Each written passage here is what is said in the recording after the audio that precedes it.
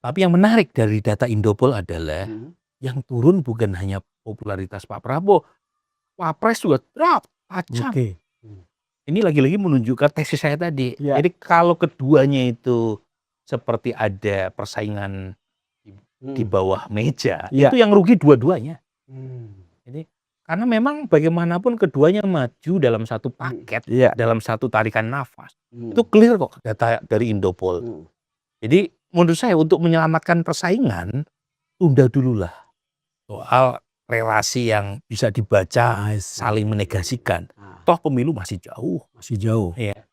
Jadi dan itu yang menjelaskan tadi pertanyaan Bang Don tadi yang kedua, yaitu partai-partai lain tahu nggak? Pasti tahu. Mereka semuanya itu Ya. maniak survei itu para elit partai itu ya. Tetapi kan tidak ada yang sampai pada kesimpulan seperti Pak Jokowi di safari politik Iya, iya, banyak ke banyak tempat kan. Hmm. Satu karena pemilu masih jauh. Hmm. Tetapi bukan berarti mereka tidak melakukan apa-apa. Hmm. Ini saya yakin gitu ya. Iya. Mereka pasti menghitung plus minusnya.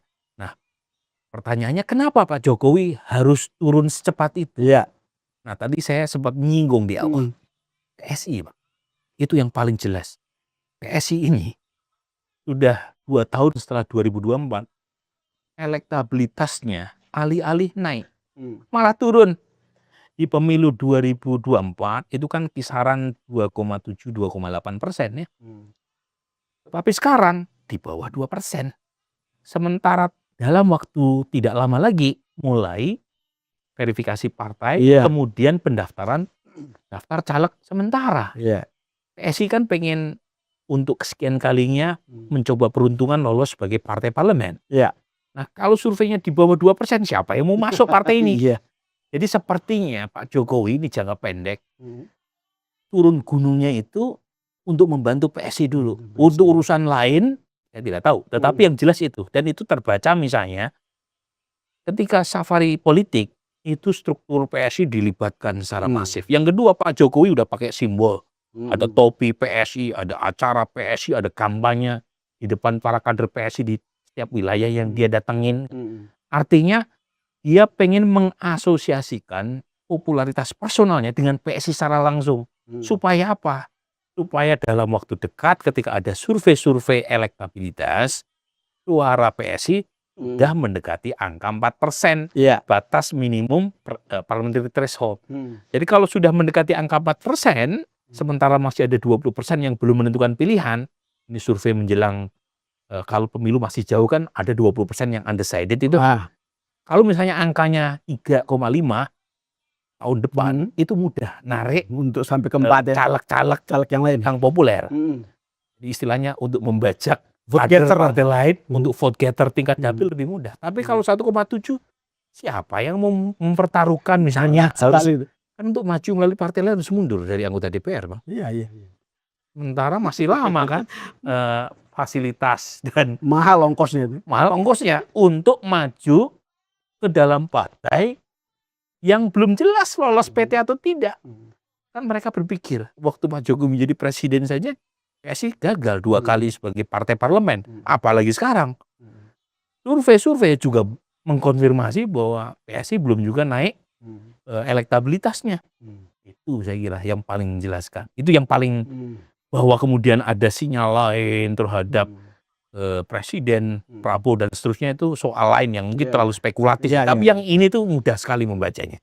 Dan simple. Dia datang ke kantong-kantong di mana Pak Jokowi sangat populer. Kan safari politiknya nggak ke Banten misalnya.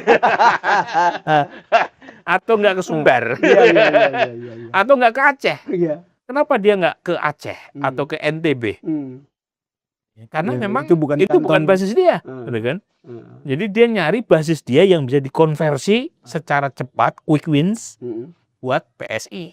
Karena ya harus diakui, meskipun sudah dipimpin anaknya, tetapi PSI secara elektoral belum menarik ya buat pemilih ya, minimal sampai hari ini. Dalam pengamatan Mas Burhan, seberapa kuat seorang Jokowi pada saat 2029 ketika mengendorse seseorang calon presiden?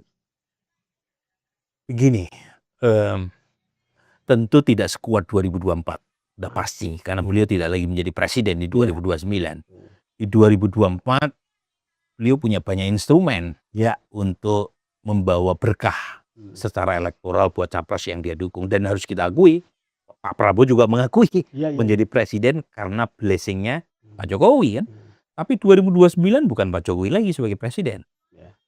Jadi saya kira dia akan sangat hati-hati untuk menentukan pilihan siapa capres yang dia akan dukung.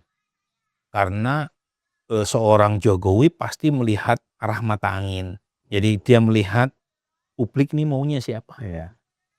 Dan kalau misalnya publik punya calon, Pak Jokowi justru mendukung calon yang tidak diinginkan publik, itu yang rugi Pak Jokowi sendiri. Iya, itu betul. Pak Jokowi jadi dianggap kurang bertuah lagi, kurang bertaji lagi secara politik kan. Jadi kemungkinan dia lebih riding the wave dari apa yang... Kenapa? Karena kalau mendukung putranya sendiri, ternyata rakyat Indonesia juga tidak serta-merta kalau ada putra seorang tokoh, kemudian harisma elektoral bapaknya bisa diwariskan. Enggak kayak begitu. Bukan hanya kasus Mas Gibran dengan Pak Jokowi, Mas Ahaye misalnya dengan Pak SBY, Mbak Puan dengan Ibu Mega. Jadi memang masyarakat masih melihat siapa sih yang punya brand utama dari sebuah produk politik, ya, dalam konteks personal politik seperti Pak Jokowi, seperti Pak SBY, dan itu tidak serta-merta jadi diturunkan kepada anaknya. Jadi kemungkinan besar meskipun Pak Jokowi punya dampak ya secara elektoral, tentu dampaknya tidak sebesar. Walaupun tidak sebesar itu, mana yang lebih mudah? Dampak itu dia peroleh lewat PSI atau lebih sebagai individu? Nah ini memang trade off-nya di situ. Kalau misalnya masuk ke PSI, Bang Don, itu satu sisi bisa mengecilkan baju Pak Jokowi. Iya. Karena kan beliau jangankan sebelum misalnya masuk ke PSI, waktu berada di dalam kandang banteng pun, beliau bisa diterima oleh segmen pendukung partai lain selain PD Perjuangan kan. Itu PD Perjuangan yang besar. Ya kan? Ya. Nah, apalagi PSI yang tentu saja belum terbukti lolos PT sekalipun kan.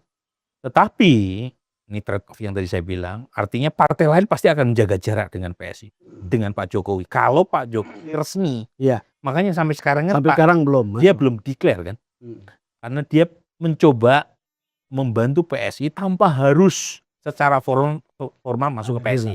Yang mengklaim bahwa Pak Jokowi masuk PSI kan Ahmad Ali. Pak Jokowinya sendiri hanya kasih simbol kan lewat anaknya yang diizinkan jadi ketua umum PSI, lewat topi, lewat pidato dalam acara-acara internal PSI, tetapi kan tidak ada deklarasi dan tidak ada posisi resmi. Trade off-nya buat PSI adalah kalau mainnya masih di pinggiran seperti itu, efek elektoral kepada PSI juga tidak clear. Jadi orang bisa mengatakan, oh Pak Jokowi sedang mengisi acara, bukan sebagai misalnya ketua Dewan Pembina atau posisi lain di dalam struktur PSI kan. Nah, jadi ini memang trade off yang sepertinya Pak Jokowi sendiri tidak akan mengambil keputusan dalam waktu dekat. Karena tadi dia coba masuk ke safari-safari politik, mengasosiasikan langsung dengan PSI tanpa masuk secara resmi sebagai pengurus PSI. Kalau misalnya itu berhasil menaikkan atau mengatrol elektabilitas PSI, kemungkinan beliau tidak akan mengambil keputusan masuk secara formal ke PSI dalam waktu dekat. Dia coba yang ini dulu nih. Tapi kalau ini juga nggak jalan, kemungkinan dia akan masuk ke PSI secara resmi. Mungkin sebagai ketua Dewan Pembina PSI atau mungkin untuk posisi yang lain. Tapi itu sepertinya opsi yang terakhir buat Pak Jokowi. Karena tadi takut malah mengecilkan baju Pak Jokowi kalau masuk secara formal. Tetapi kan masih ada 3 tahun lebih ya untuk menguji sejauh mana, eksperimen mana, ijtihad mana yang secara politik akan diambil Pak Jokowi masih. Jangankan saya, mungkin Pak Jokowi juga belum tahu jawabannya.